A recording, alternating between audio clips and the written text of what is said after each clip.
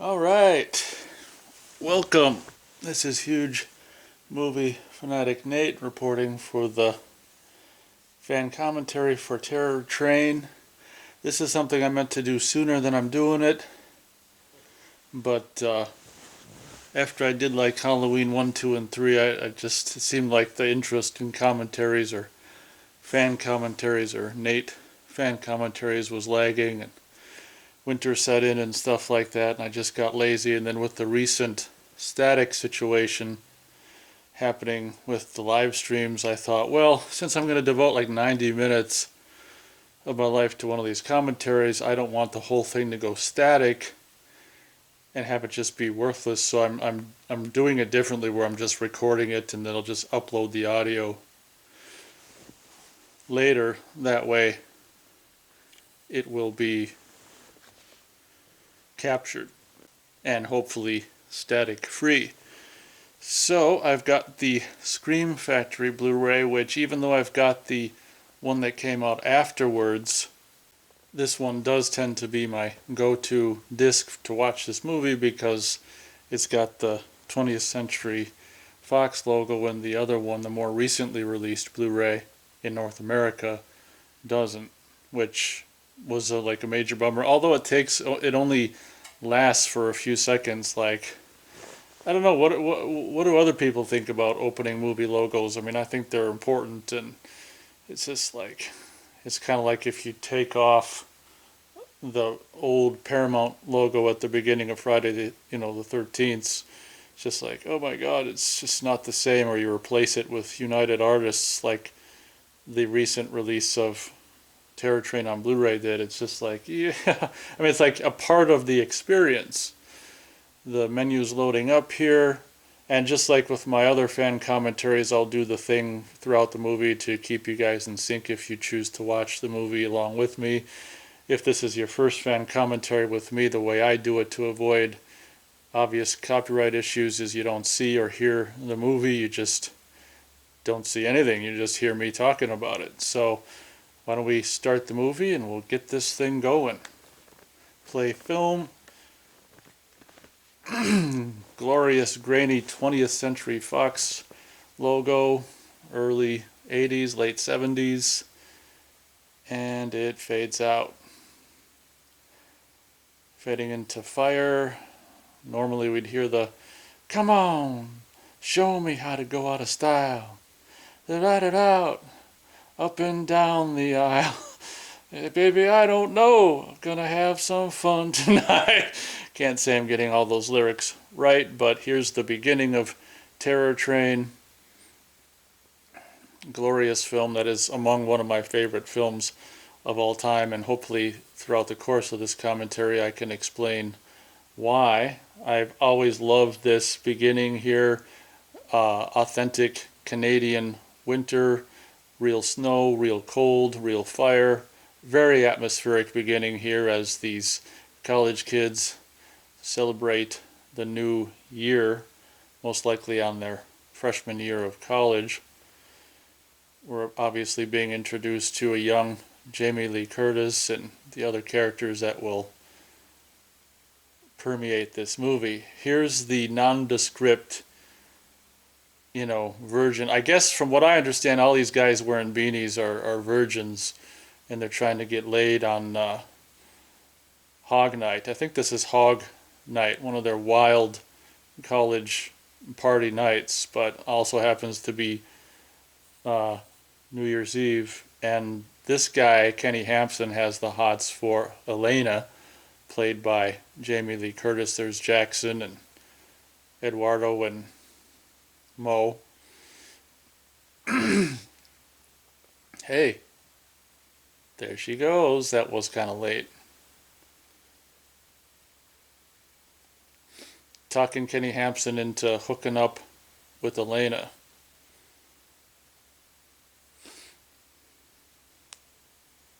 I can't remember the name of that. The guy who plays Doc. He would go on, of course, to be in Die Hard. Wearing that, oh, if you don't get laid tonight. Laid, sir? Me, sir?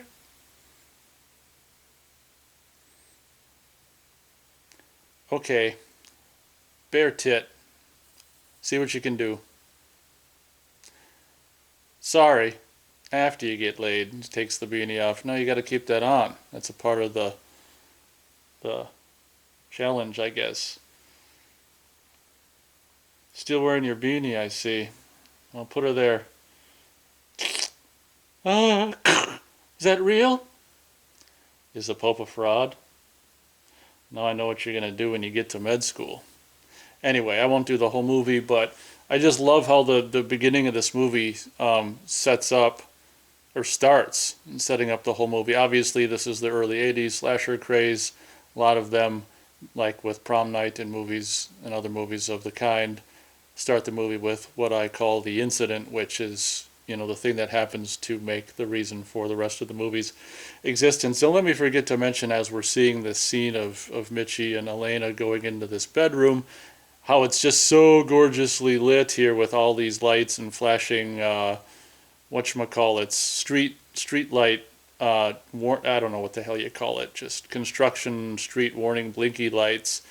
I do want to mention, I mentioned this in my review of the movie that I did years ago, that one of the many reasons, and there's a whole lot of reasons why this is among my favorite films, but one of the many reasons why this is among my favorite films is because it's shot by John Alcott, who, also did, the director of photography, did the, lensed movies, little known movies you may have heard of by the name of 2001: A Space Odyssey, Clockwork Orange, Barry Lyndon, and The Shining.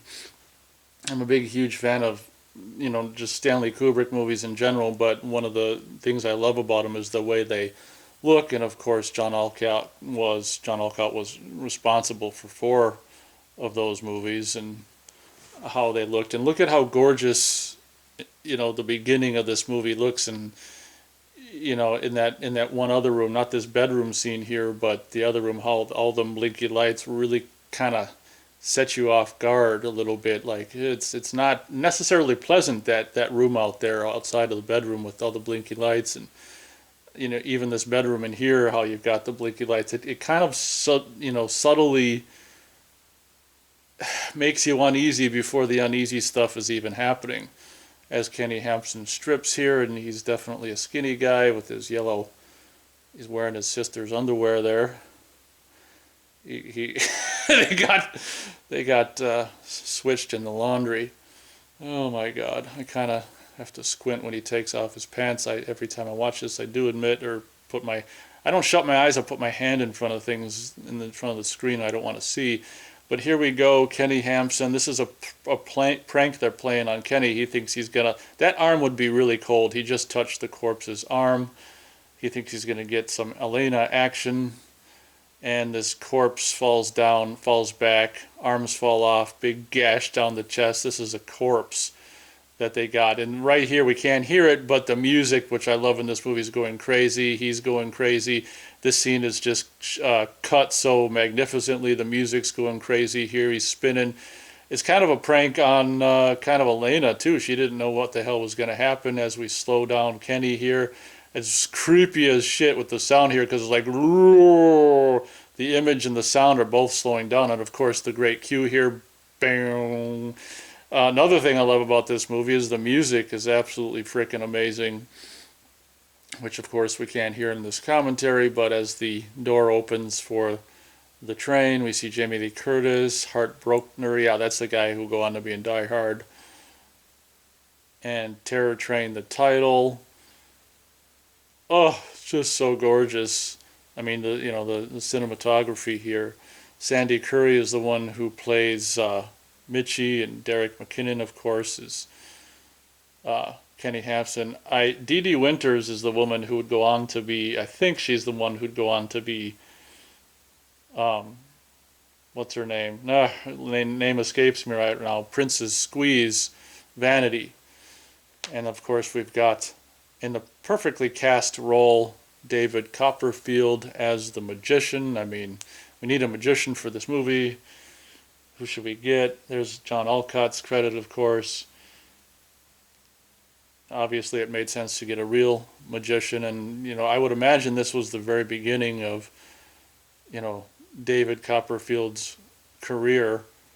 I I think it was probably the 80s. I would imagine seeing some David Copperfield, some magician, magic thing going um, on TV or whatever. But as we can see here now, it's 3 years later. It's once again New Year's Eve. They're they're not graduating necessarily. Well, I don't know. Maybe some of them are graduating now. I want to say maybe Elena's graduating early, I want to say, or something. But here they are arriving at steam train excursions. Real cold, real snow, Canada. Coming out of the bus and seeing real breath as opposed to CGI breath, which of course they didn't do back then. But here's Elena being surprised with this New Year's Eve celebration. It's interesting that this isn't her only movie, Jamie Lee Curtis's. This is not her only movie in which she's on a train on New Year's Eve. A couple of years later, she'd be in a movie called Trading Places, which is also a scene that takes place on a train when she's on the train on New Year's Eve. And it's funny because I just recently watched in December something that I tend to watch, maybe not every year, but every December that I feel like it, the movie Holiday Affair with what's his name and what's her name, Jamie Lee Curtis's mom and Robert Mitchum, Janet Leigh.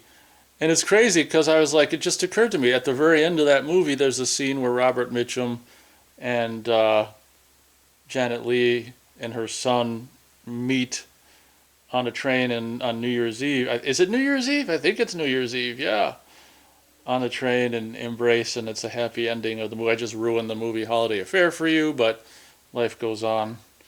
But I watched that last, December, and I'm like, holy shit. Even Jamie Lee Curtis's mom is on a train on New Year's. Here's a prank they're playing on this guy. Although this guy, this bus employee has got a very limited role, but I've always liked this guy. He just comes across as genuine. Maybe he's a real bus employee. I don't know, but they play some pranks on the bus employee. I love how he handles it, the character, how he handles these pranksters. Like, a lot of fun, boys, a lot of fun. Here, of course, is the first appearance of Ben Johnson, who's way out of his element up in the north, up in Canada in the freezing cold with that southern accent. And you can tell, being Minnesotan myself, based on the breath here, I can easily say that this is probably, this has got to be below 20 degrees, the kind of breath that we're seeing here. I would estimate the temperature is somewhere between 0 and 20 degrees Fahrenheit, because that's some hardcore breath going on right here. And you can tell in people's faces, like, yeah, you can just tell the way Jamie Lee Curtis kind of, I don't know, it's just cold here. So my estimation is somewhere between 0 and 20 degrees Fahrenheit for this exterior scene here. They probably hated doing this, and who knows how long it took. Hopefully they did it all in one night, I would imagine. But Ben Johnson, here we go, all bundled up, once again, out of his element. If you see that, like I say, I can't, seeing this with no sound, it's just, I see that breath coming out of everyone's mouth, just so, it's just really sticking out here. Yeah, just the way people are all bundled up. This is some cold weather. And now, every time I watch this, I am kind of bummed out. Oh, here we go. Before I say that, we're kind of painting David Copperfield as a possible suspect there. Is he Kenny Hampson? I'll get back to hopefully what I was going to say earlier, but now we've got this scene with this, other secretary employee who's about the same age of Ben Johnson character here working in the train. Maggie, I wish to hell they'd put a radio on that train. What if one of them kids got drunk and fell off? I've been talking on that for 2 years.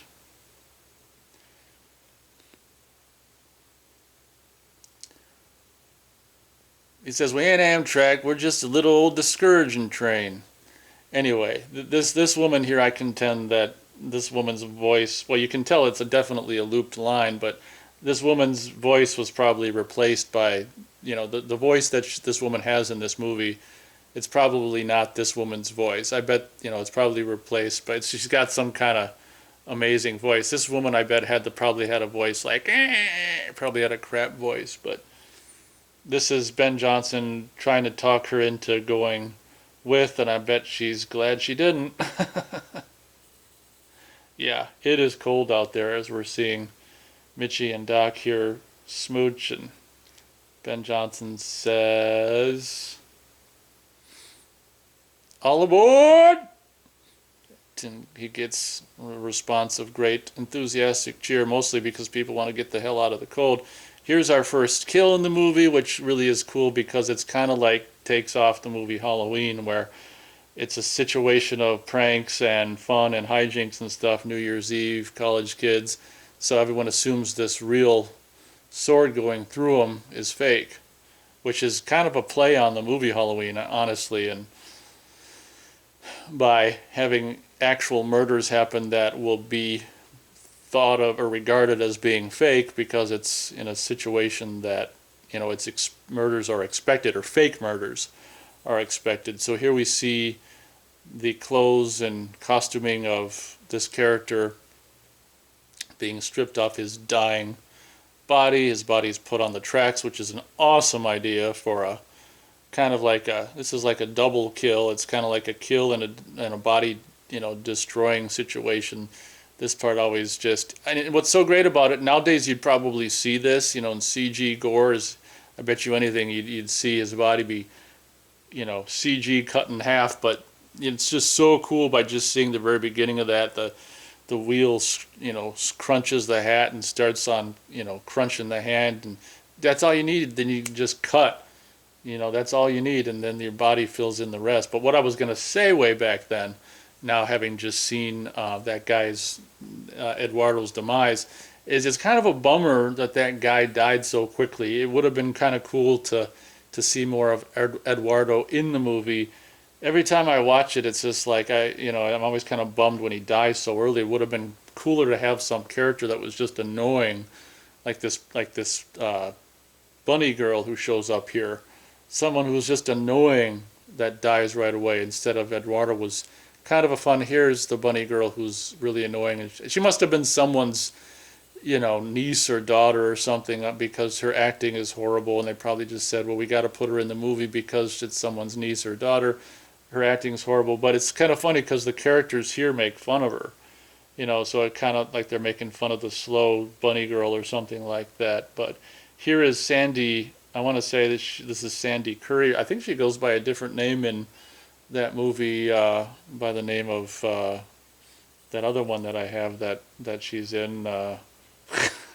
Can't think of it right now, but it's the one with that one guy and takes place at that one place. Curtains. I want to say she goes by a different name in that movie. So maybe she's got all kinds of different names for different movies, but she's a cutie head. And you actually get to see her topless in Curtains. It's kind of one of those situations where it's like kind of sort of topless.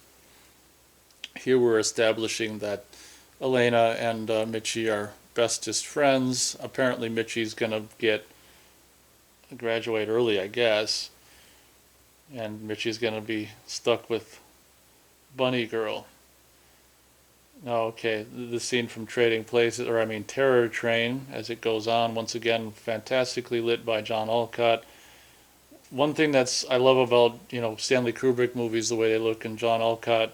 I don't know if I've really seen anything else that he's done besides Kubrick movies in this movie. Maybe I have, I don't know, but I just love the natural lighting. I'm not, the cliched Hollywood movie lighting with, the side light or top light on the head, and the fill on the face and the side light on your cheek and all this kind of stuff. There's a place for it and stuff, but ultimately I really like the naturalistic kind of lighting that just is like life, because I think the more realistic a movie looks, the more it emulates life, the more realistic it's going to come across. Of course, there's an argument to be made also for, well, maybe you want your movie to quote unquote look like a movie, and in that regard, the cinematography or the photography would look quote unquote, like photography, because after all, it is photography. And the way you do photography, if you go get your high school picture or whatever the hell, it's the top light, the the side light and the whatever on the filter, the main light on your face kind of thing. So as I said, there's a place for your traditional conventional cinematography, but I really respond favorably to just a more naturalistic, John Alcott / Kubrickian lighting. And David Copperfield is not ready, as this guy puts ice in a bedpan. This is a house, or what do they call it? Host lounge for seniors only. Get out. We've got Jackson here in his little whatever outfit. I can't think of the word right. Lizard outfit. There's some virgins. God, they're virgins and they're freaking seniors. I shouldn't talk. I don't want to. Yeah, that's all I'll say. I shouldn't talk. Actually, how old are you when? Okay, never mind. I'm not going to divulge that. But what I think is amazing about or funny about this character of Doc, played by this one guy who'd go on to be in Die Hard, is his character, and it's kind of realistic. I don't know if I really ever knew anyone quite like this, but kind of like this, where basically this guy's an asshole, and it's just like, as the movie wears on, you realize that this guy's an asshole. Why is he just like so much of an asshole? But he's got these friends, even though he's an asshole. And as we see here, Mitchie, which is Jamie Lee Curtis, isn't crazy. Beep. Sucks to you, and I don't know what sucks to you means. I think that's what she says. But as the movie wears on, you just become more and more aware of how much of an asshole the character of Doc is. And it's kind of funny how, now that I'm talking about it out loud, that you never actually know this character's name. It's just like the nickname that he's given because are they all in medical school? I think probably.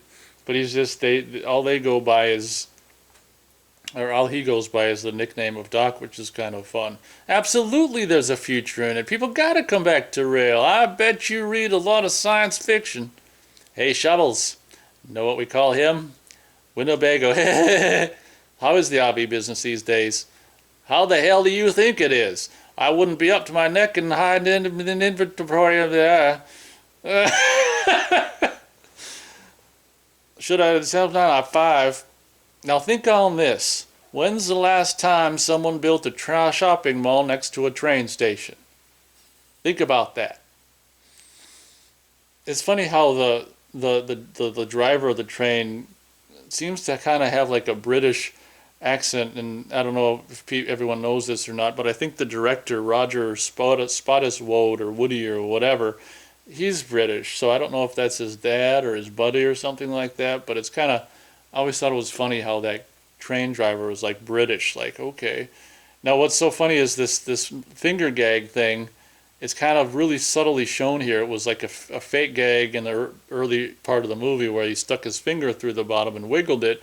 As we can see here, it's like, most likely, the way I always interpreted that was what's his name's actual finger, the first victim, Eduardo's finger that he has since placed in it. So it's no longer a joke, it's like a real finger box now, which I think that's what that's supposed to mean. He was just about to take Mitchie into the bathroom there when Jackson comes along. All these kids already are like stoned out of their gourd already at this point, really early, but they're college kids. It happens, I guess, from what I've heard. Super fantastic, man. And what I will say about this movie is that at least they don't kill, well, I won't say, yeah, we'll just say at least Jackson isn't the first one to go. He's actually the second one to go. So I do appreciate that. But honestly, these characters are all kind of so fun that, every time one of them dies, it's kind of a bummer. It's kind of the same thing with like, the original April Fool's Day from the 80s. It's like, the best part, in my opinion, of that movie is the first half when all the characters are still alive. When they start dying, the movie really gets less interesting because the characters were the fun part of the movie. So I'll sync you guys up if you're watching this when he smashes his head through the window as he reveals his face. Oh my God! Smash! Dude!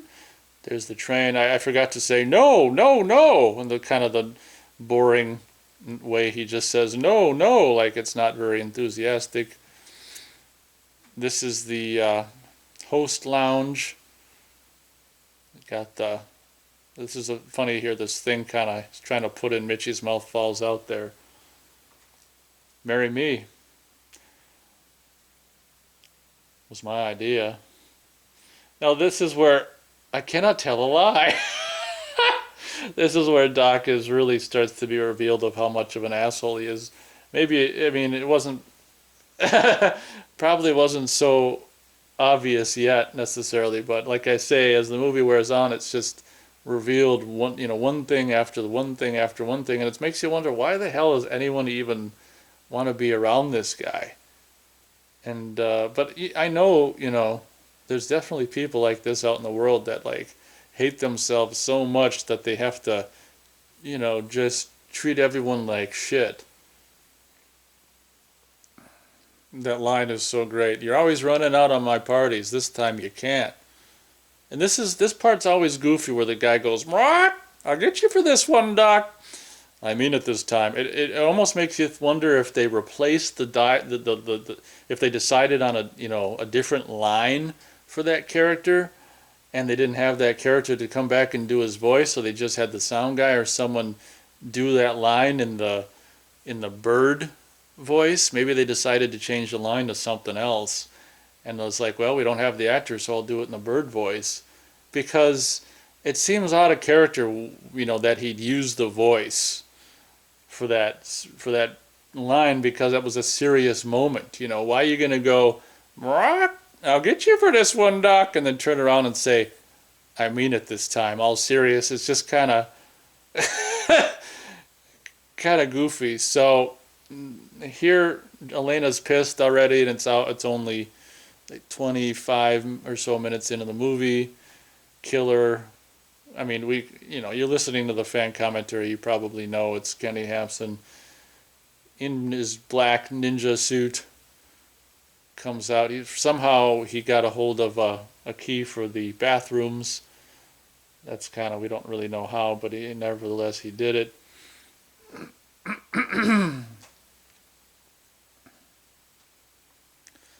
Now I'd be a wet blanket if I walk through there now. They can cool down by themselves. Once again, look at that John Alcott lighting.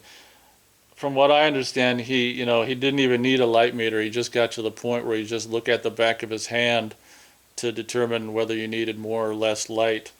That's a cinematographer. There is a woman who'd go on to be Vanity, Princess Squeeze, and I remember her. I first saw her in the movie in the late '80s, Action Jackson, and I always, as a kid, 11, 12-year-old, I was always watch that one scene and rewind it and watch it over and over where she gets topless.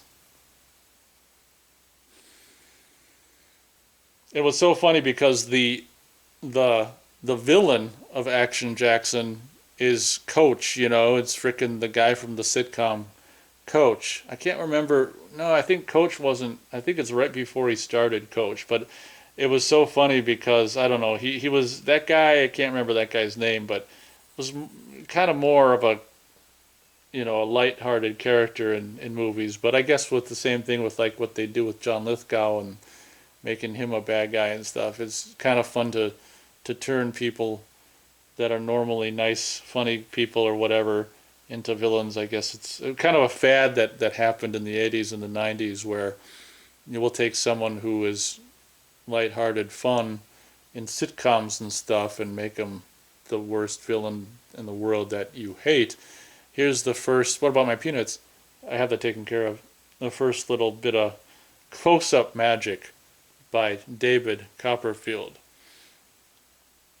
Now, I don't know if you know, but here, when the camera, right there, when it cuts into a close-up of this machine, that's actually not a separate shot of the machine. It's actually in post-production. They're zooming in on the actual frame to achieve that close-up, because you can see that it gets grainier when they cut into the close up on that thing opening. There's a couple instances throughout the movie where they do that thing where in post production they kind of zoom in on the frame to whatchamacallit, put your to get closer to something. They don't have an actual closer shot from the production, so the editor decides to get closer that way. Always. Oh, come on, Pet. What you always looking at for the guy in a guy? What you gotta say is fuck him. So basically, at this point, these are the girlfriends of whatchamacallit, Eduardo there and Jackson. So they, you know, Pet, I think is her name, is just figures that, she, Eduardo just ran out on him, on her. I mean, they both figure that at this point, that the guys, their boyfriends ran out on them. And here, this is it's kind of an interesting thing that happens here throughout in this part of the movie here where, Elena gets pissed at Mo. It's kind of an interesting twist. It's not like they're just, just happy boyfriend girlfriend throughout the whole movie. And I actually, I don't know if I really ever gave it much thought, but seeing it now, silent talking about it, it's like this is kind of unique, for a movie or a horror movie to, it's this big New Year's bash, last year of college, and it's supposed to be, this is a big surprise for Elena, and she found out some information that it was Doc's idea and Mo's money. So it's like it turns the situation into a sour one between these two. I like how it's just realistic, because if you've ever been in a relationship with a woman, it's not always roses. We got Ben Johnson here doing some magic, which is a funny joke if you ever wanted to try this on someone. I never have. I'm not into magic or fake magic, whatever you want to call this.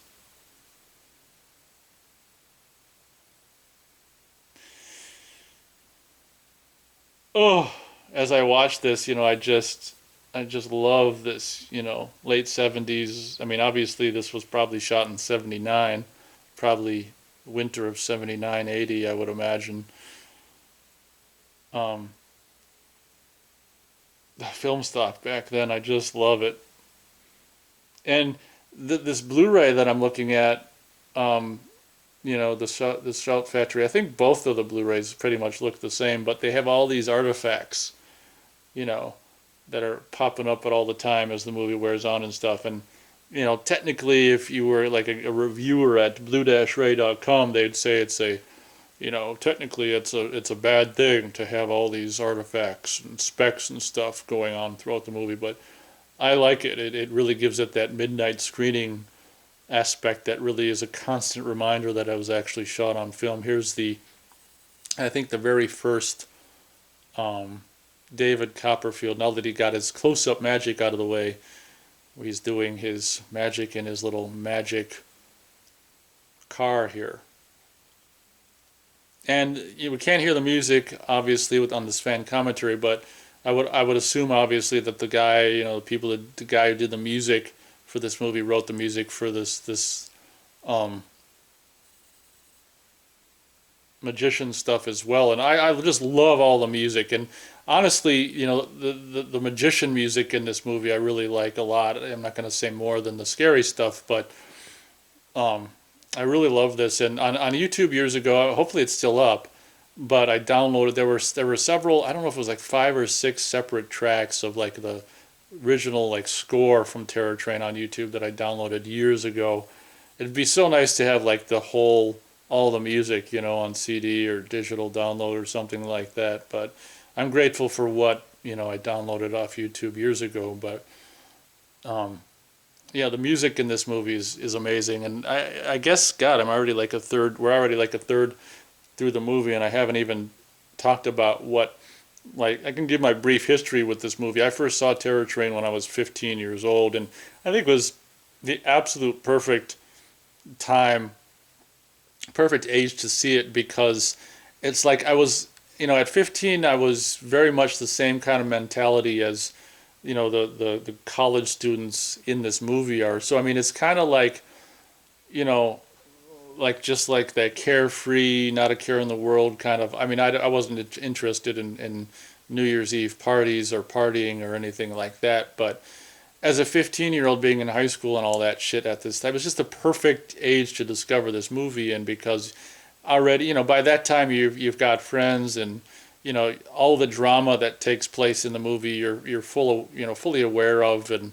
the drama with the friends and stuff like that. So seeing this for the first time at 15, I just fell absolutely in love with it. And honestly, if someone were to ask me what movies scare you, there's two movies that come to mind, and I don't know if it's in this order necessarily, but Terror Train and The Shining. And of course, that's the Stanley Kubrick movie, The Shining, not the other one. And still, if someone were to ask that now, Terror Train, I mean, it doesn't scare me anymore, but as a 15-year-old, it creeped. I don't know, I didn't want to say scare me, but it creeped me out. And the thing that creeped me out about Terror Train when I was 15 was the music was creepy as shit.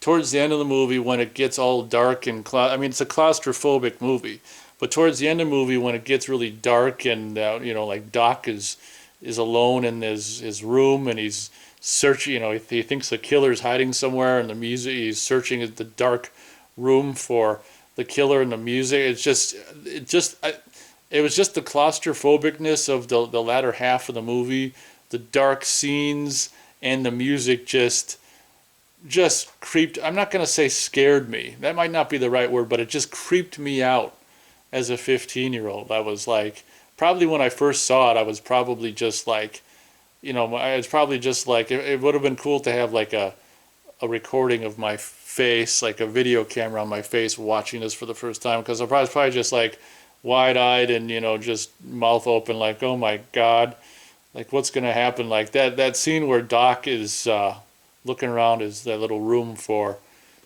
the killer is just like, I mean, it's still creepy, even though I know what's going to happen. And, obviously the key, things that really make it creepy are like the cinematography and the music, and it's just like insanely great. So we've just finished the first little,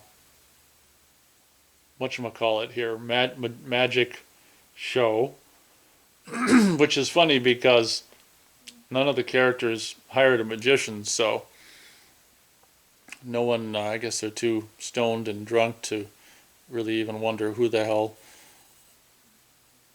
did it. But obviously, I can talk about this because once again, I'm assuming everyone's seen this. David Copperfield is, basically, since Kenny Hampson wasn't very well seen at the beginning of the movie, David Copperfield kind of looks like, Kenny Hampson. So I guess they're trying to, subtly hint that David Copperfield. Look at the hair on that guy, like just like an early mullet or something like that. And the vanity there is gorgeous as all hell, all living hell. But I forgot what I was saying.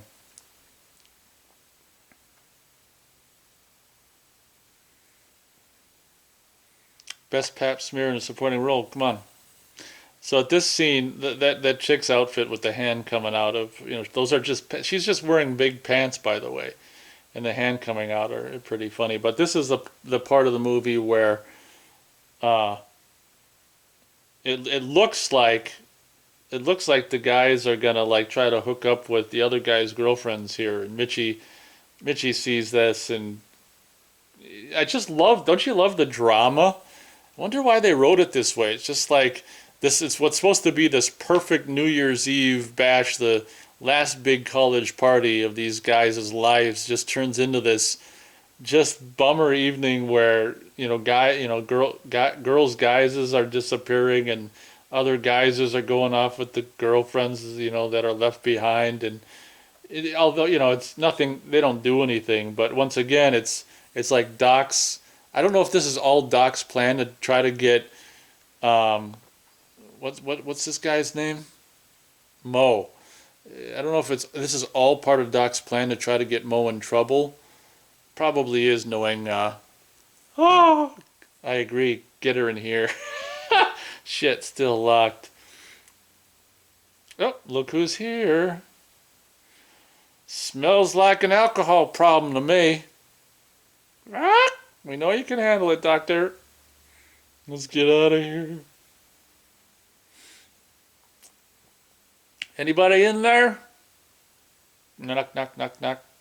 Speak up if you're in there, otherwise I'm going to use the pass key. Alright, I'm coming in. I was a little late on that line. So now the Ben Johnson character, I think his name is Carney, I want to say, discovers the mutilated, massacred corpse of Jackson. That's another, that close-up right there, you can tell it's all grainy. That was another instance where they zoomed in on the frame to get a kind of a pseudo close-up. So I love this movie, but I can, even though I love it, I can still call out, we're seeing Jackson there, I can still call out the pathetic, nonsensical blood on his head there on the top of the lizard mask. Like it makes no sense. This guy gets his face, his head smashed through the mirror, and it's kind of like, okay, what are we gonna do for the gore here? Well, just lay down there and we'll just pour some blood on top of the lizard mask head, and we'll just say that people won't know, because people won't care because it's just blood all over. But realistically, maybe it should have been a little more confident. Where, I don't know, it just pouring blood on the outside of the top of the lizard mask was just kind of sloppy and not very realistic. But we can let it go. So this is how far are we? I think we're nearly 40 minutes into the movie, and Ben Johnson this is the Ben Johnson just discovered a corpse. So here we've got David Copperfield. He's mysterious, kind of I think Elena's kind of taken a fancy to him. Is this Kenny Hampson? We don't know. Oh, I forgot to mention fucking Crime. Now, Crime is the band in this movie. That's another thing that would be so fucking awesome to have, is the songs that Crime performs in this movie. Oh my god, please someone put out a frickin' ultimate soundtrack CD, a Terror Train, that also includes all of the songs that Crime performed. I mean, how cool are the songs that Crime does in this movie? It's just like, yeah, I was gonna sing some, but I can't. I don't know any. This is where Carney tells Charlie that there's a boy dead back there.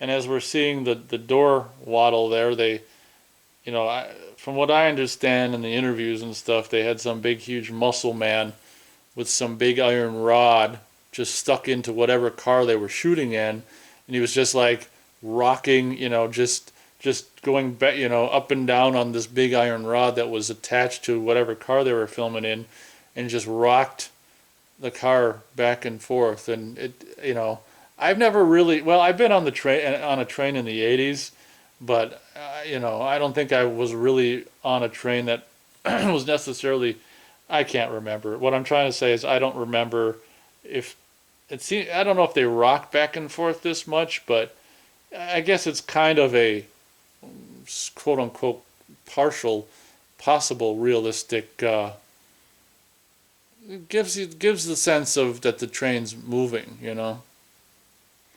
So, about halfway through the movie now, or just a little bit under halfway through, the tone of the movie changes here, where, this guy here, Ben Johnson, I didn't even really mention anything about it, but he's top billing. He's kind of like, the Donald Pleasance of Halloween, where at this point Jamie Lee Curtis isn't necessarily top billing material. Is she top bill? She's probably top billing in The Fog, I would imagine, though.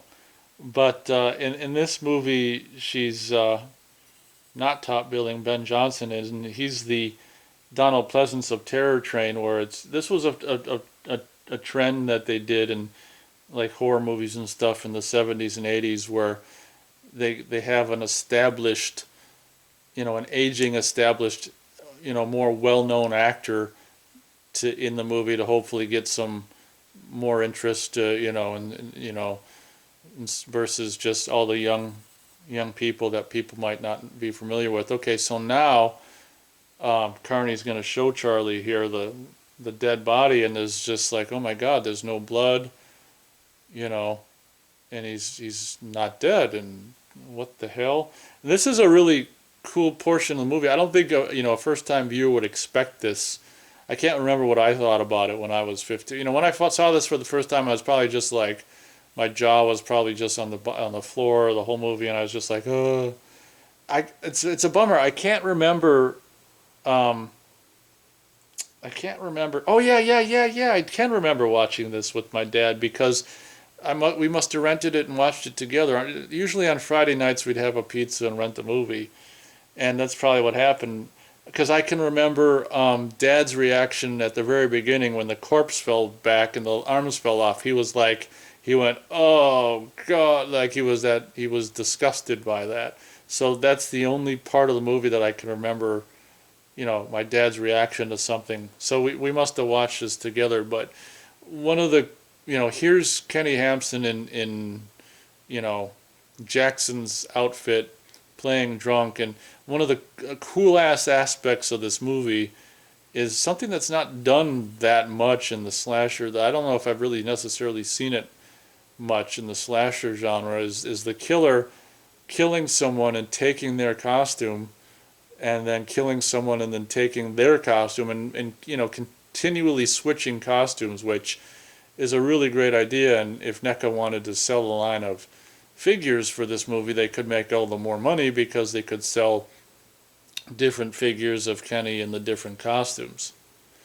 How cool would it be if NECA, I mean, shit, they've done, the Driller Killer, they've done the Miner from Bloody Valentine.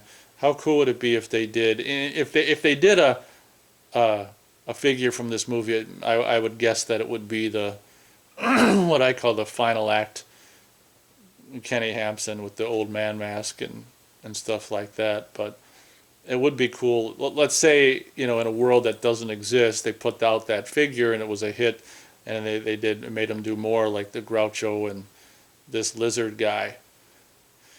The one thing that's kind of goofy about, if you're thinking about realisticness, about the guy who plays Kenny Hampson, he's a really skinny, scrawny guy. So it's just kind of like him.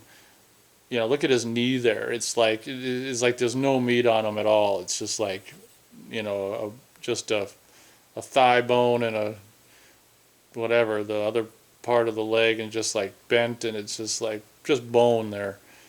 But I guess it's just kind of goofy that, I don't know, they got such a skinny guy to be the killer. But I guess if you look at it this way, all the like she might not notice that he's all scrawny because she's all stoned and drunk and high and shit. But I think even stoned and drunk and high, she'd notice that this guy's all skinny. But here, of course, we've got the little gag of he took the time to sever off what most likely is Jackson's hand here. Not sure if it's dark enough, but this little gag is kind of funny. Okay, so hand, she starts to scream and covers her mouth, and cut to train. I haven't been doing much of that stuff to keep you guys synced. I don't imagine people watch the movies with this. I keep on asking when I do commentaries, so let me know in the comments if people actually watch the movie back with my commentary. No one ever answers. So I would imagine most people probably do not watch the movie back, maybe just listen to the commentary or something on their just commuting or at work or whatever. This guy here, I didn't mention it, but this guy here has just, at this point in time, it had recently been in Meatballs, since that was a Canadian movie and this is a Canadian actor. This guy would just the year prior was in Meatballs, this more tubby guy who's all drunk and giving this speech. Here's a romantic scene between, Elena's phantom and I can't even think of his name right now. The magician, David Copperfield. Look at that, the collar, the late 70s collar. I remember you. Do you believe in magic? This bit with the rose really looks good on. They really pull this off well. You can't see no strings, and the way it looks like she actually is putting her hand over it, but she must be just behind it. But that was a really fun bit where the rose flies and he disappears, and he mysteriously says after the next show. So here's Doc, asshole Doc, coming back, and he just set up his best fucking friend, which is, his name is what again? His best friend is Mo, Elena's boyfriend. He knows they're already having problems, and he sets, look at his face, like, all right, and he sets him up to get in even more trouble with her. It's just like, what the fuck is this guy's problem? He's trying to ruin the relationship of his best friend. And I will admit, when I was 15, I probably could not watch this scene only once. This part where, her pants fall off, if you know what I mean, revealing her boobage. But since I'm doing a commentary, I will just let it play once. She's got her big pants on here that fall off. Oh. Yeah, she's kind of thick, but that's where you get that big boobage from.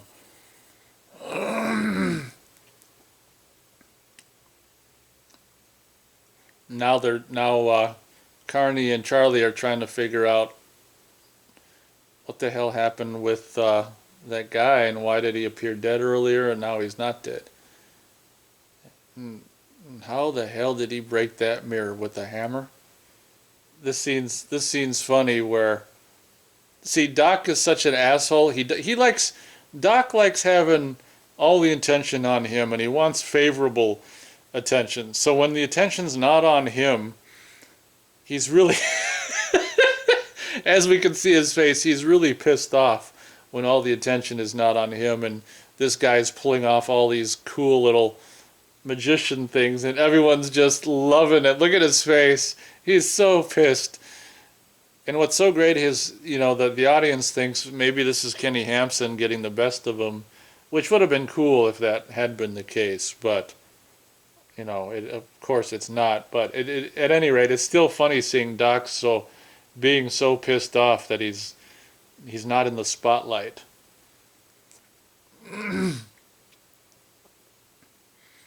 It's so funny because later on he's like, the guy's putting a sheet over himself, and he's like, why don't you stay under there? Can anyone make him disappear?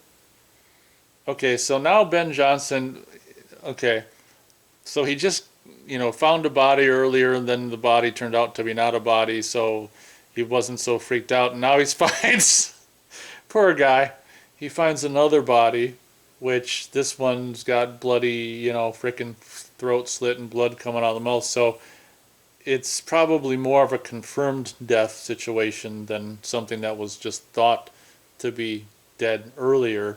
So now he's like, okay, well, this must really be a body this time. What a horrible shift this guy had this night. And it's a good thing Maggie didn't come along, I'll tell you that. I'd say it's likely that woman who played Maggie, maybe she was like the actual frickin' secretary that worked at whatever building they filmed that scene in. I mean, she just seems so authentic, like that's her actual job. Like she just sits in front of that desk for real. And like I say, she probably didn't have that amazing of a voice, So that's probably why they replaced it. Who knows? Maybe she was just an employee.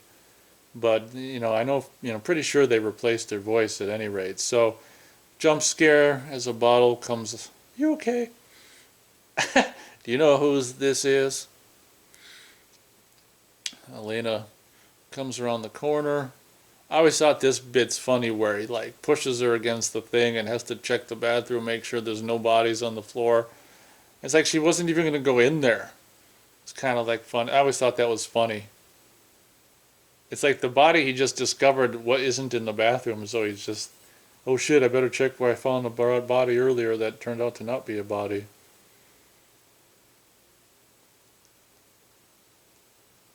When I was a teenager, this scene here, this chick's got the sheet around her, and she just wants to get boned by what's his name here? I can never remember his name, Mo, and he doesn't want to. I was out as a 15-year-old. I was like, "Why, you frickin' crazy? Who's gonna know?" Just this part right here as a 15-year-old just like infuriated me to no end. Like, oh my God, she's ready, willing. Got some boobage going on, and she wants it, and you're not giving it to her. This bit's cool how they just rock back and forth here. Now listen to me, honey. She's dead. Now Jamie Lee Curtis says this line twice in this movie. I don't believe you. Well, she says it 3 times because she said it twice right there. Anyone can do that.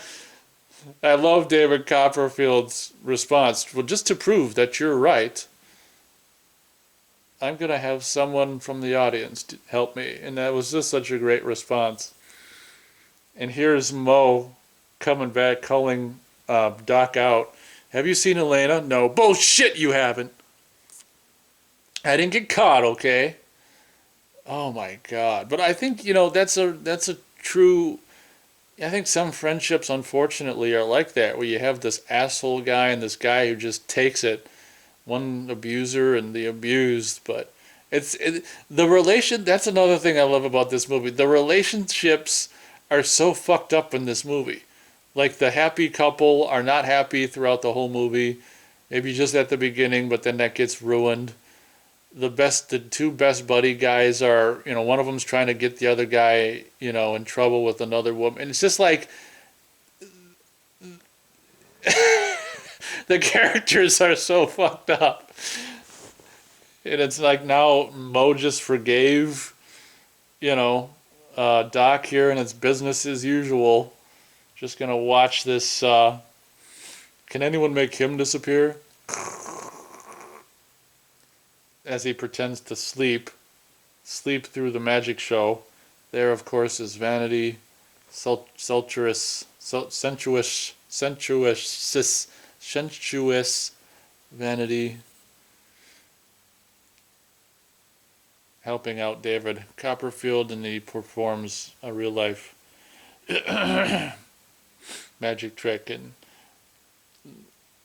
just appears right there, and you can tell Doc is like impressed, like, how'd he do that? But then he goes back to pretending like he's sleeping and doesn't care. And it's funny because we think Mo's doing the same thing, but he's actually dead right there.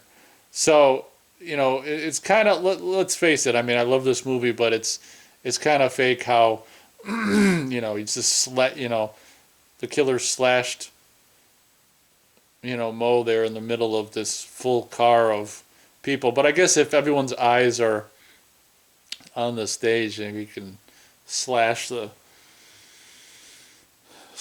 when no one's looking. But I will say that's a little corny. But okay, how pathetic is this magic trick? So he's standing in a car full of people on all sides of him, front and back and to one side, and he's got a sheet. He holds it up, and puts it down, and it's someone else. It's like, what are the people behind him seeing? Like, for the purposes of this magic trick, I don't know why they didn't have him do that on the stage. It's just, like, absurd. I love how he, like, comes out on the stage and claps his hands. That's so hokey, like, late 70s magic crap. Okay, here we got Mo. Thank you. You're great. Mo's dead. Doc's discovering this. Of course, he thinks he's, playing a joke at first until he feels the real blood. Mo, everyone's clapping. The magician and his assistant, who, of course, we know.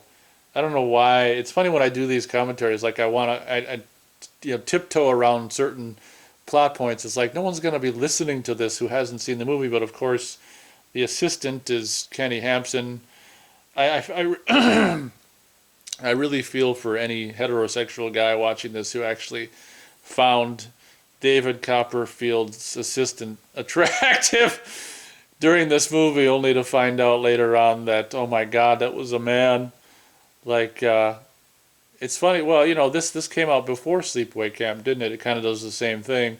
The difference between this and Sleepaway Camp is the actual, male actor was actually the one in our faces the whole movie playing the, whatchamacallit, the magician's assistant versus Sleepaway Camp where, Felissa Rose obviously is an actual, well, I guess I can't prove it, but most likely an actual female portraying a boy portraying a female, whereas, the Kenny Hampson character, the real guy, Derek McKinnon, if that's how you pronounce his last name, is actually, playing the part of the, whatchamacallit, magician's assistant. Which you got to give this movie credit for. Oh, that's probably why they got a scrawny guy, is so they could make it believable that, he's the magician's assistant. I love I can't remember this guy's name, but the acting here of the guy who plays Doc. It's like, when he asks Elena, where's Mitchie? And she's like, she's dead. It's like, what? I love the reaction. It's like, what's his name just died, Mo, and you're telling me my girlfriend's dead too? It's like, I think his reaction right there is realistic. Like, I gotta get out of here, and he pulls the emergency brake, and we find out here that, oh my God, what happened to Walter? He should have hit the brakes. So, I think, yeah, basically we can assume that there's crime, playing one of their famous tunes. This is so funny. Emergency! So now we're discovering that, oh my God, what happened to Walter? I think Walter's the name of the guy, the train driver who sounds like he's got a British accent. I can't remember if we ever got the name of the young guy who was all like a big, huge train enthusiast. I don't remember if his name was ever mentioned. Probably not. But I think we're supposed to assume that he was also killed, because I don't think we see them again. I think we're supposed to assume that those two characters were killed.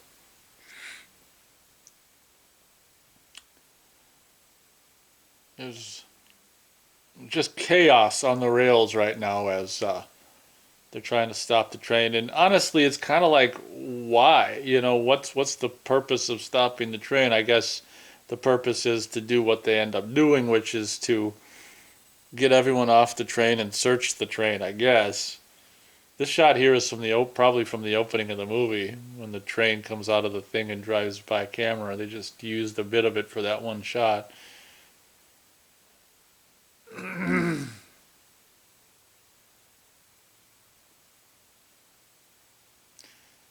Okay, so here, and yeah, see, we're seeing a hat with some blood on the hat there.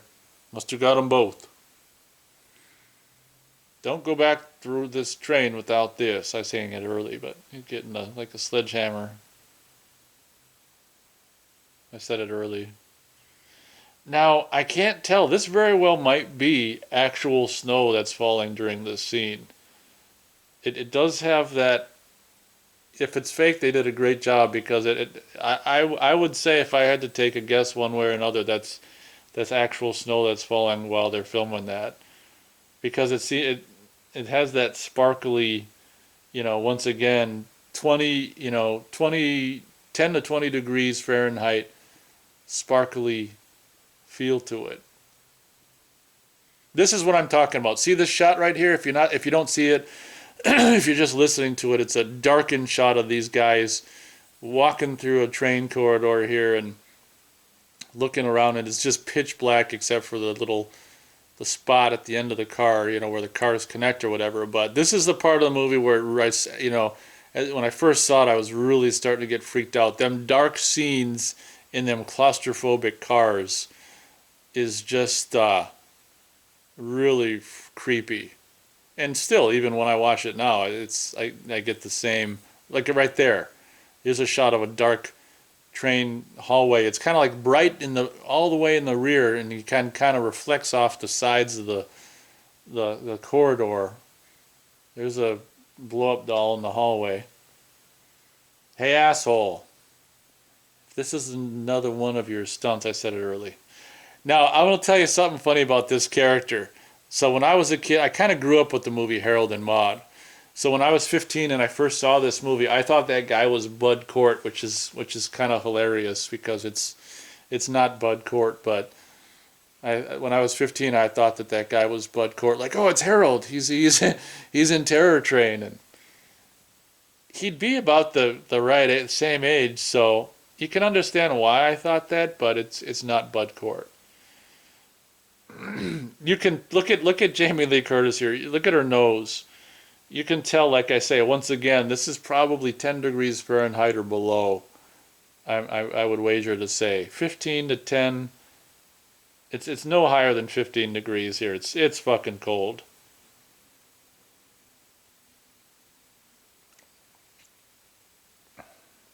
And we're next, aren't we? Come on. He grabs Elena and there's one of them scary shots of the corridor. Take her back. There's another scary shot. Take her back into the train and save her life.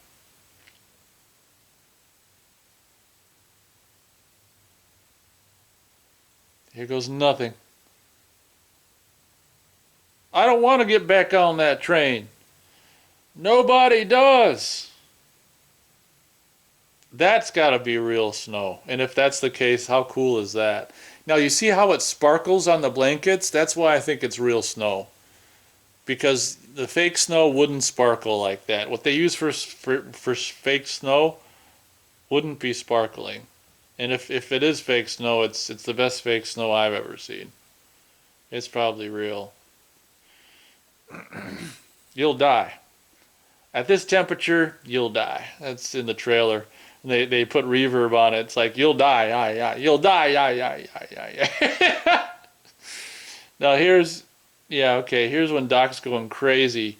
He's gonna lock them in here together forever. He's breaking off the little doorknob things. So I don't even know why breaking it off from the inside helps them. It's kind of, I guess the reason they had him do it is so he couldn't get out later when he gets killed. It's probably the reason, for the purposes of the movie, they had it done. So here I think this is the first time in the yearbook here it's revealed that Kenny Hampson, I think this is like the college yearbook or something. Kenny Hampson was, a magician or magic enthusiast. Which, of course, at this point of the movie, here's the third time she says, I don't believe you. God, she's cute at this age, ain't she? I didn't really think so when I was a teenager, but, now, being in my mid-40s, she's cute at this age. But at this point of the movie, obviously, they're basically saying that David Copperfield character is Kenny Hampson, aka the killer. And I will say that this movie does a really, it didn't have to do that kind of switcheroo thing where, but let's face it, that's what all these movies did at this time. It was the killer was never who you thought it was. But the genius thing about this movie is it kind of like, okay, it subtly throughout the course of movies, like hints that David Copperfield might be Kenny, and then right now where it's like, okay, well, it's official, Kenny Hampson's the magician. So it kind of does this, subtle thing at the beginning, this fake out at this point, only to reveal that, I mean, Kenny is the killer, but Kenny is not the magician. Kenny's the assistant, which is kind of quite the cool twist. So here's the scene that probably freaked me out the most when I was 15. If you're not watching, if you're just listening, we've got the character of Doc he's just going to open the door now. He's just freaked out. He's convinced that, well, he's maybe not convinced that the killer's in there, but he's just making sure, he's covering his bases, and he's making sure that, he opens another door. I love how I think he does this thing where he's like, and later on when he takes that thing and he's poking up above these doors, he's like, kind of like Franklin. He's going to open the third door, Look at how dark this stuff is, though, even on the Blu-ray. I'm not criticizing it. It's good. It's like that's why this scene freaked me out. It was just like in the music, the darkness of it and the music. Okay, now, oh my God, he could be up there. I mean, he could be anywhere. So I'm going to grab this, wine, ice thing or whatever this is. And just, poke up there, make sure he's not up there. Yeah, this scene, it's funny because, like I say, I mean, I know what's going to happen, but still, even watching it, and even without the music, this is probably the first time, I've seen it without the sound, and it's still creepy. Okay, here's another instance where they do one of them post-production zoom-ins, and when you cut back, see that zoomed in, it's all grainy. I think they do that okay, there it is again. 3 or 4 times in the movie, maybe 3, 4, 5 times, that like post-production zoom in. This is really creepy because they're oh, there it is again. They're making you think he's under there, and then only to have him be right where he was sitting. It's funny because look at that now. Kenny Hampson actually, I think he painted his nails the same color as Mitchie had her nails, I think. This part's cool. It's like, yeah, Mitchie. Oh, I said it early. Clunk, tss, right there, the symbol's going. God, just a joke. A goddamn practical joke. Click. Now, I keep on meaning to mention this. One thing that, I guess, I don't have a problem with it at all because I just love the movie's atmosphere and everything about it. But I guess one thing you could say about Terror Train, especially coming out the same year that Friday the 13th did, and what Friday the 13th did that same year was push the envelope in regards to what we're seeing on screen. I guess if, one could argue that, it's 2 different kind of subgenres. I mean, the Friday the 13th was the genre, was the slasher that pushed what we see on screen. Terror Train, I guess, obviously, isn't really a movie that's about that. It's more of off-screen stuff, and definitely it's tamed by, slasher movie standards. But what's funny about it is, I don't really care, because so oftentimes, you don't see a kill on screen. It's like they just cut away. You see the after effects with, if I can kind of go through them, you see the after effects with, what's his name? Eduardo, which is that's kind of one of the more gory ones, honestly. You see, I guess you kind of see on camera, put Jackson's head through the, the mirror, but it's not exactly gory. So, same thing with Mitchie. You don't see her on-screen death. You see after the fact. It's like you don't really see anyone's on-screen death. But, I've never had a problem with it. It's just the way Terror Train does it. A lot of cases, in the case of, this particular situation, as they're now going back into the very dark, this freaks me out even looking at it now, it's like, oh my God, it's so dark. They're going back into the car and the room that, Doc was just in, and so scary to see. Like when I see this place, because if you're not seeing it with me, we're coming back into this darkened room where Doc got killed, and the place is just a mess, shambles. Like it's blood all over the place, and like the pillows was ripped apart, and the feathers are all over. It's just a mess, and I can just imagine, like, and what's so great about it is when we come back into this car and we see all this stuff, I've always got the thought of Kenny Hampson must have went absolutely batshit crazy after he killed him, you know, and cut his head off and just was like, I would have loved to have seen, like, just Kenny going crazy, just like, taking the head all around the room, just splatting all the blood all over the place, ripping up pillows, just going fucking mad as a hatter, batshit crazy, after killing Doc, like the main guy who, like, instigated this fucking prank against them. Just like the main asshole guy must have just went frickin' crazy with like glee and rage after he killed Doc. And people might say, well, how the hell did he cut his head off? And I'm gonna say Kenny frickin' cut his head off with that little knife you saw. He's so fucking crazy and so so pissed off at the Doc character. That's how crazy Kenny was, that he cut his head off with that little knife, frickin' pocket knife.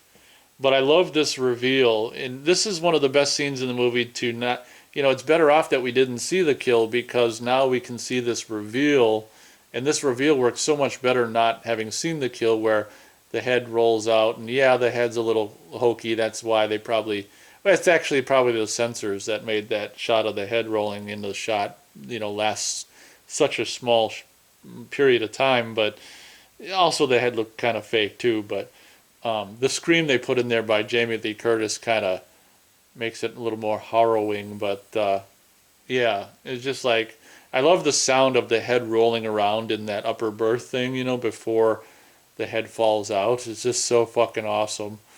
And then they put this big sound for the head landing on the ground, like kush. It's kind of overdone, but it's appropriate. It needs to be impactful. And once again, as we're seeing Kenny here as the assistant, I feel for any heterosexual guy who watched this movie and was attracted to that woman, because that's not a woman.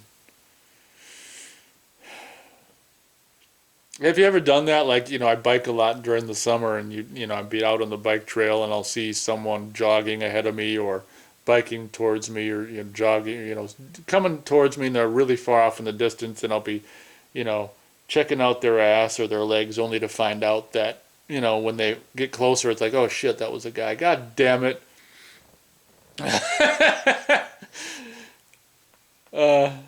So there, little Nate on the bike trail history. But once again, talking about John Alcott cinematography, look at how beautiful this is. And it's beautiful in a way where it's not like Hollywood cinematography. It's beautiful to me in a way where it's just reality. And for me, that's just what I really appreciate about movies that have this kind of cinematography, is just, it's the cinematography of reality, and letting what happens with like having them lights there that are like burning out, just photographically happening as it just naturally does.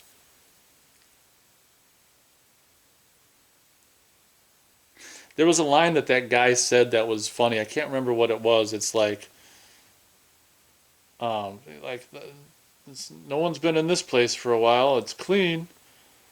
And then he says something about something that's not a cleanly line. I can't remember. Something ironic. Anyway, Elena sits down for the night. Once again, Halloween, she used the... Oh, you know what? Every time I watch this, I think she's getting this hanger for a weapon, but I don't think she's getting it for a weapon. She just got it out of the closet so it would stop rattling and making a noise. I think she kind of just took it out. And you can't see it, But she takes that out, and I think she just throws it on the ground so it's not rattling and shit. Okay, here they've got everyone stuffed into one bright car. What'd you say, boy? Here's a guy coming up who I thought he was Bud Cort. I mean, you can kind of understand why I might have thought that, but I mean, he kind of has a little bit of a Bud Cort, but he's a little too, yeah, I don't know, macho to be Bud Cort. Not to rip on Bud Cort, but I thought that was Bud Cort when I was 15. Hey, Harold makes a cameo. Before you go, take a look at the bodies of some of your friends. Is it worth that, son? Well, is it worth it? I love that line. You know, before you go, take a look at the bodies of some of your friends. Is it worth it?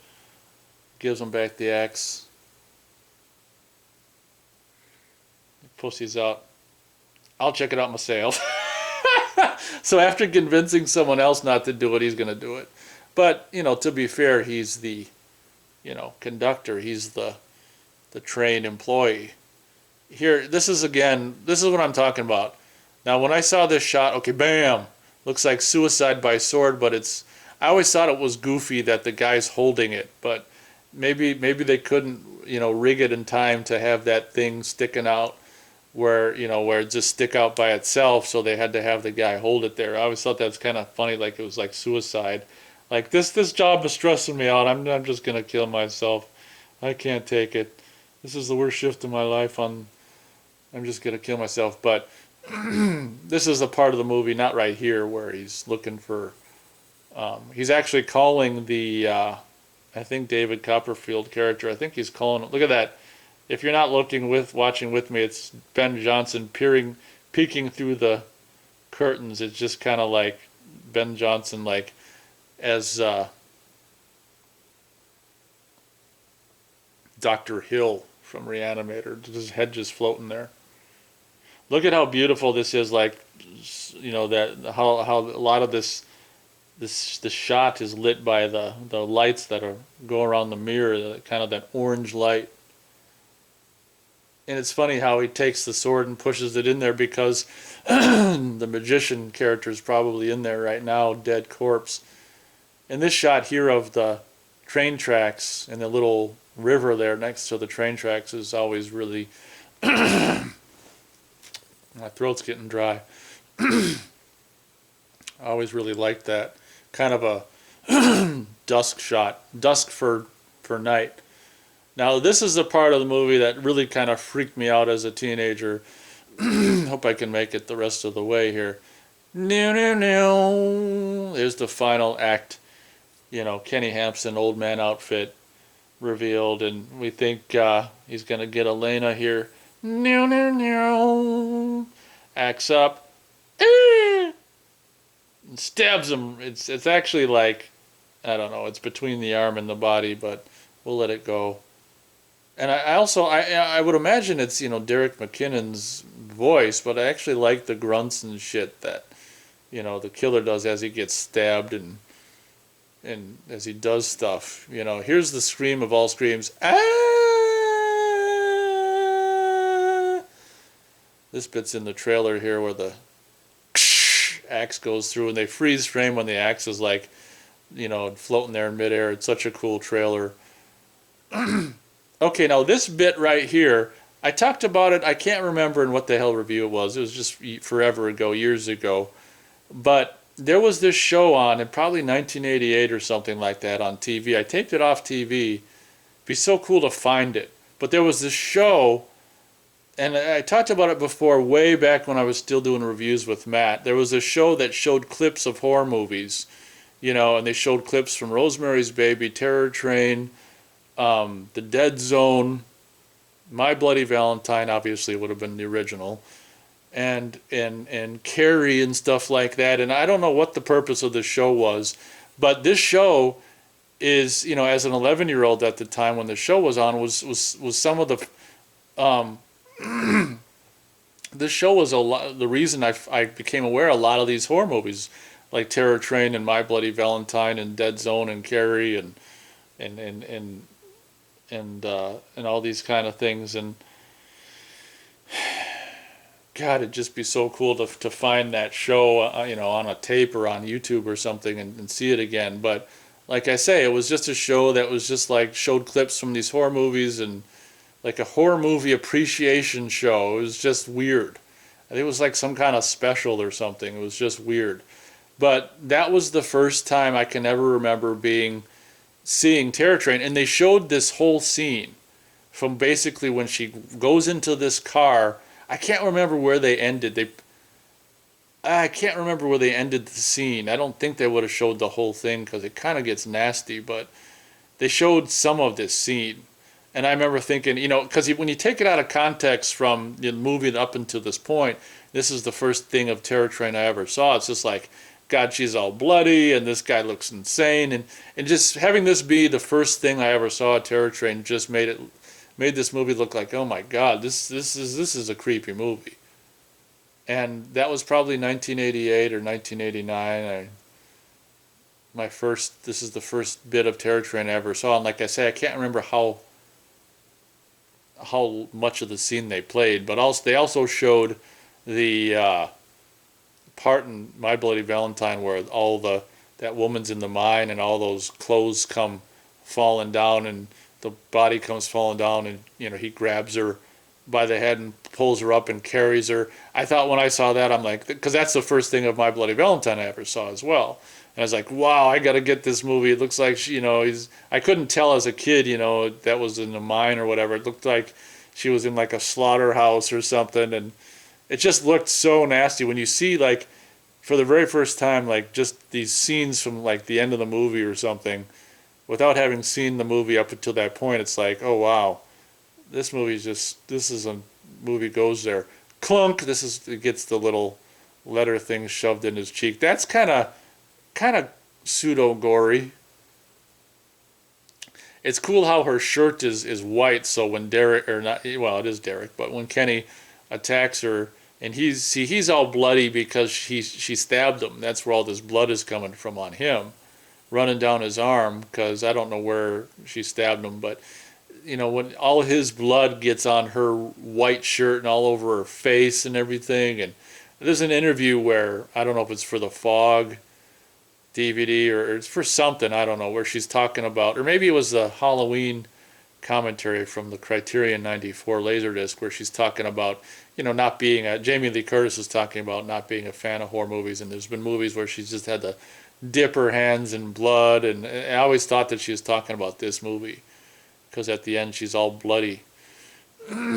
So at this point, that was the epic, which is still, I think it holds up really well, the kind of epic, Elena versus Kenny battle there in the car, and she seems to win the battle, only for a few moments here, until we reveal that in fact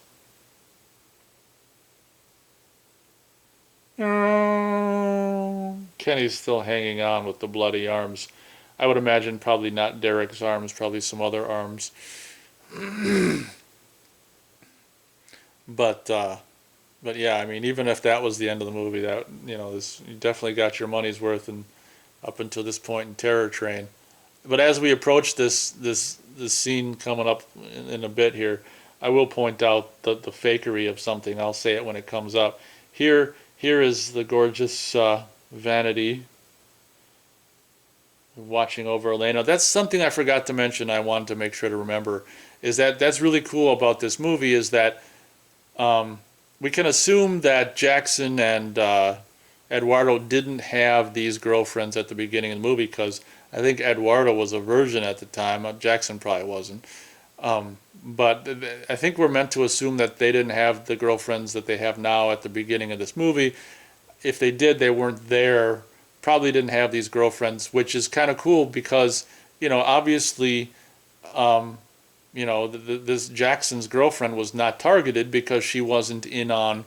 Same thing with Pet, the girlfriend of all these names. Jesus Christ. The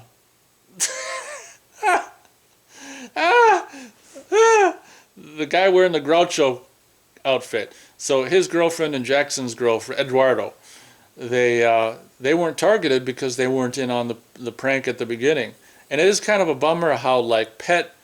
I don't know if we do you even see her again after like we saw her all wrapped up in the sheet. Yeah, maybe she's outside when they're doing the count for the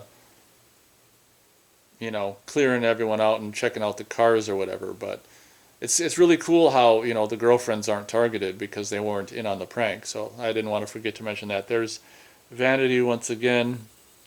Well, she's not Vanity yet, but she'll soon become Vanity. Now right here, you see how they have that like wound on Jamie Lee Curtis's mouth? It's funny how she always kind of almost looked like like the Derek McKinnon in this moment, because she's got like those bruises on both sides of her mouth.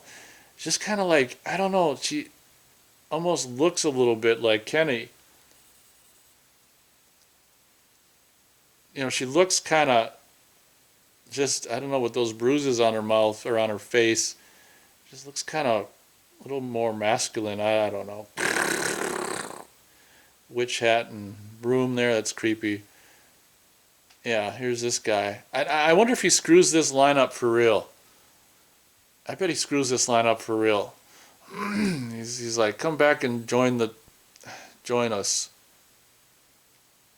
He very well might have screwed that up for real, but he was drinking a lot that night, and he's probably supposed to be kind of still halfway drunk or whatever. Boy, there's the light. Lord, that's beautiful.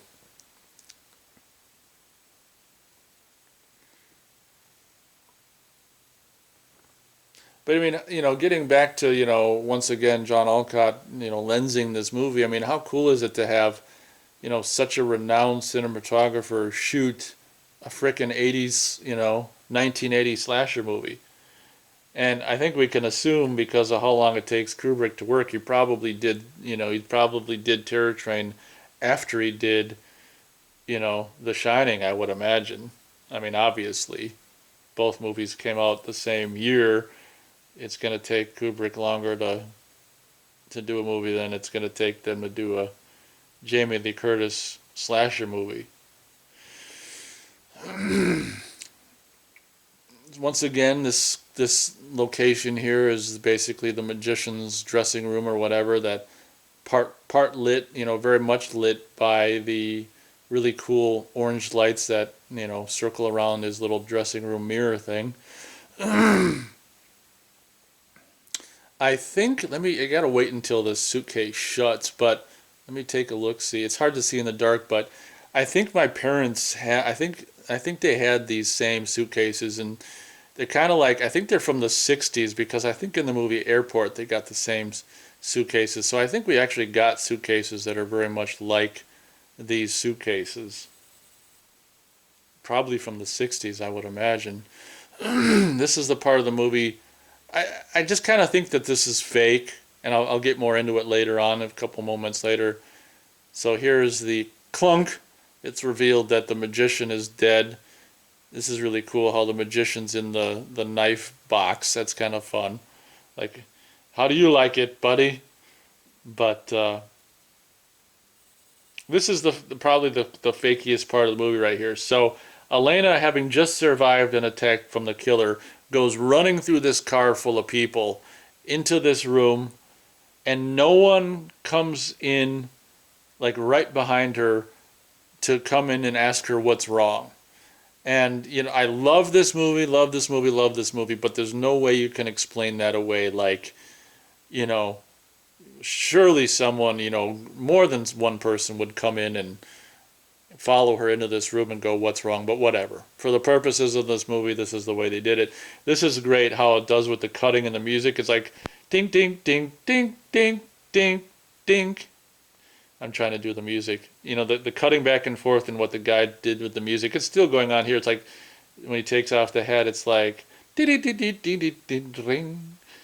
then the ding, ding. Every time they show the assistant, it's like ding, ding, ding, ding, ding, ding. Anyway, the assistant's gone. Now he's complete Kenny. I'm so sorry. Pulls her. I've never told you I'm so sorry. You haven't changed. I saw your picture in the yearbook. I never knew you liked magic. I watched you tonight. You liked him. No. Kenny, you're better than he is. I'm sure you're better than he is. I am. He didn't know how to cut the woman into pieces. The way his voice is just so great in this scene up until he starts saying, because it's all looped, but once he starts saying "kiss me" here, you can tell that it's the actual, on set or on site, the production audio from the moment. But his looped dialogue up until that point was just classic, with just the quality his voice had, just the scary killer. Almost, once again, it almost like, I don't know if Derek McKinnon is British, but he very well might be, but almost kind of a British thing going on with his voice. But okay, here now he's flashback. This is great. Flashbacking to the beginning of the movie there. He's got to get caught up in the something, and just the doors conveniently bong bong.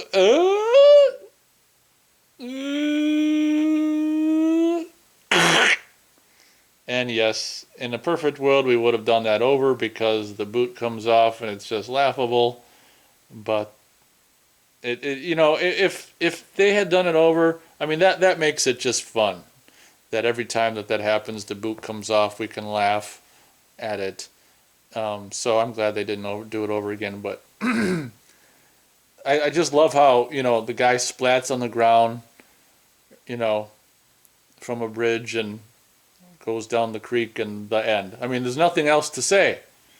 It's so funny as the train pulls away and fade out. But I just love all of them, like, train shots. I talked a little bit about it, but I just loved all them train shots, and kind of the dusk or dawn for night, just so beautiful.